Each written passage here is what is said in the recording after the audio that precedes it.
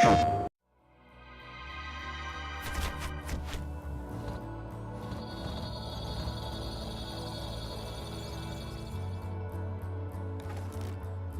we first found out about PlayStation 4 and the features of the platform, we were really pleasantly surprised that they completely synced up with what we had in mind for DriveClub. It was almost a perfect storm, if you like. We had this desire to return back to realistic racing.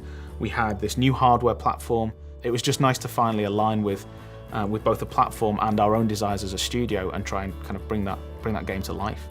One of the things that we really liked was this idea that this was for an integrated, social generation of gamer who are now used to immediacy, connectivity, and an untethered relationship with their video games, where they are in touch with those game worlds when they're on the bus, when they're at work, 24/7. We've taken everything that we've seen from the massive rise of social networks since the last console cycle, and really that's become a core pillar of what PlayStation 4 is all about. So, you know, DriveClub really works on that level better than anything else you've ever played. We wanted to create a community, a genuine, living, breathing community. So when it came to looking at how we tackle that from a DriveClub perspective, you know, what did community mean to us? It meant that you had to have the ability for players to race both competitively but also collaboratively. And if they're going to collaborate, they've got to be together in a club. You know, they have to be a team of racers. Within DriveClub, there will be a range of social connections.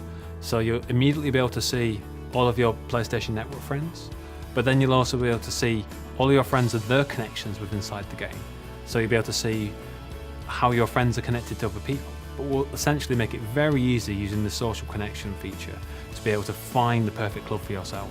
What we want to achieve with DriveClub is basically a game which transcends the standard racing experience. We want to make it so that it's motivated and driven by the community itself. So it's very much a case of players getting involved, creating their own events, and actually building a community around the tools that we offer them.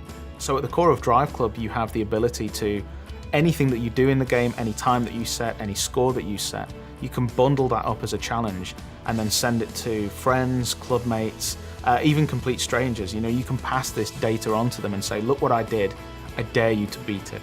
Challenges are not just to send and forget. Basically, you're put into a leaderboard with those people, and so for the set duration of the time of the challenge, you can compete to sort of better yourself. In addition, once the challenge has been sent out, if people like that challenge, they can start competing in it or even forward it on to their friends, and so there's an opportunity for those challenges to go viral.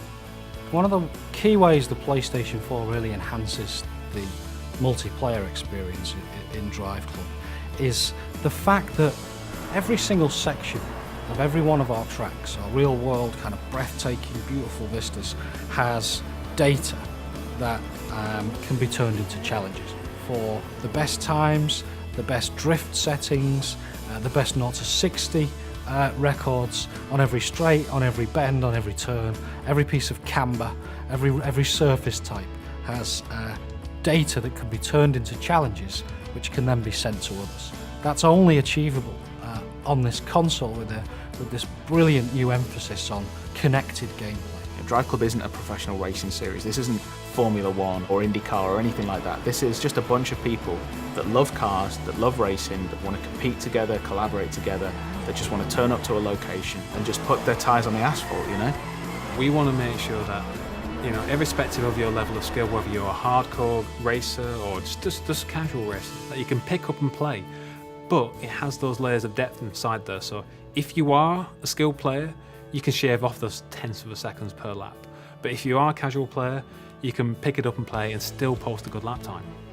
We want people to be able to pick up the car and go, this is fun, I can tell the difference between that car and get around this corner, look at me drift, isn't it brilliant? You know, we've just expanded the model to the point where it's easy access, but difficult to master. It's very much a case of everything that we do in this game is going to make the player feel cool. We want to actually make people understand the fact that this isn't a hardcore racer. It's not a simulation in any way, shape or form. It's about having fun in cars on very fast roads. And of course, you know, being able to actually send out that information and by cool videos, screenshots, and even sharing it to things like Ustream and the like, is absolutely integral to that. You know, we want people to be viewing the information that we're sending out from every single player, so that they understand that this is a broad community and absolutely the best racing experience that they're going to have on a next generation console.